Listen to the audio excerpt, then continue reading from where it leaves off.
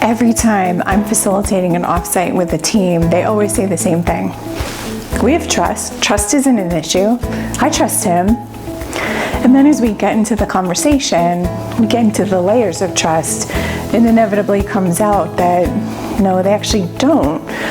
Trust is a complicated thing. It's not as simple as I just trust you.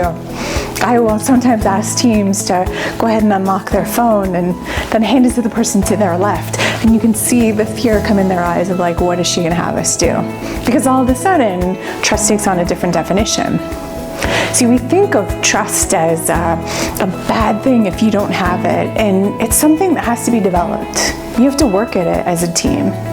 While you may give trust as a fellow team member that you're going to do what's needed, that doesn't mean that you're necessarily comfortable talking about mistakes you've made or lessons learned in front of each other. Or you might not feel like it's okay to challenge the person, challenge their idea.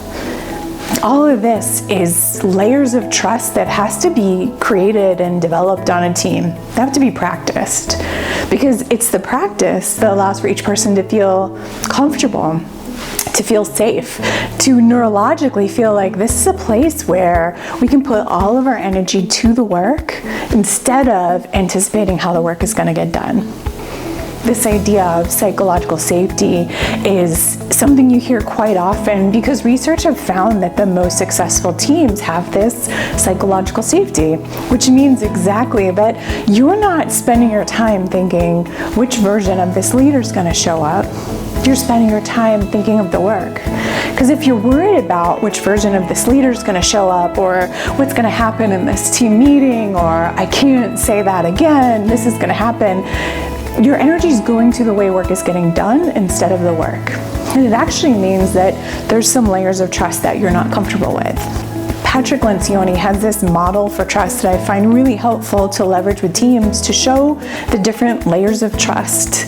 And inevitably, there's some layer of the model that the team does better than others, and there's some layers where they have an opportunity to focus. The first is, can they be vulnerable with each other? Can they talk about their mistakes and lessons learned and not feel embarrassed or like they're going to be blamed? Like the best teams make the most mistakes because they're willing to share them and talk about them. The teams that claim they don't make mistakes aren't not making mistakes, they're just not comfortable talking about them. In addition to vulnerability, they will have constructive conflict with each other. Now, John Gottman tells us that 70% of conflict in interactions, in relationships, come from just the way we value different things, our own preferences and makeup. So just by nature of who we are, we're going to have differences. We're going to have conflict. The key is, how do you make that constructive on a team? How do you make sure in meetings you're not going quickly to consensus, but you're hearing enough voices to get divergent thinking? That you're getting different ideas to make sure you've considered things from different angles. That you're not only giving space for the voices, but you're giving enough time for that debate.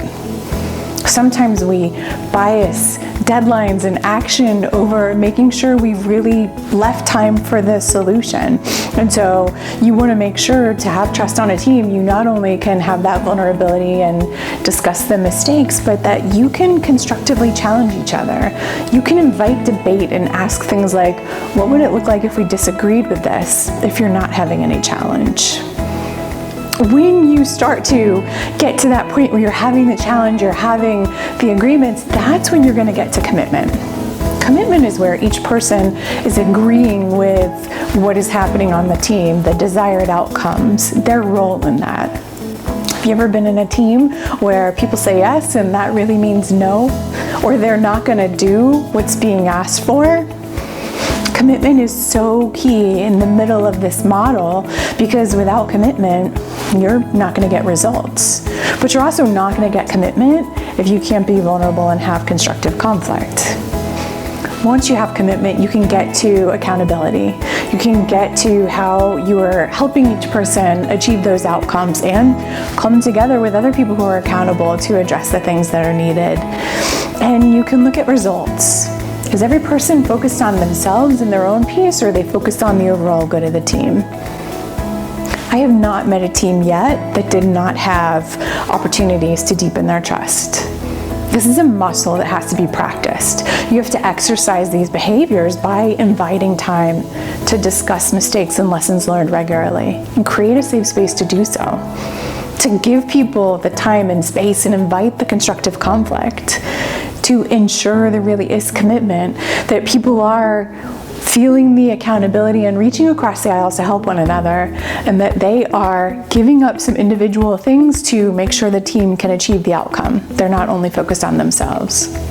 When you do these things, you get into the habit of practicing trust. You strengthen that muscle, and you will find that maybe you do have some issues with trust, but you know what to do with them.